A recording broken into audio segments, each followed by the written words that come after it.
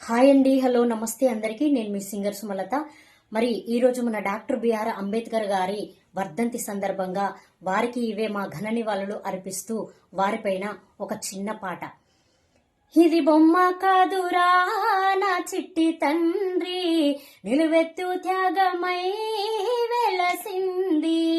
ఇది బొమ్మ కాదురా నా చిట్టి తండ్రి, నిలువెత్తు త్యాగమై వెలసింది.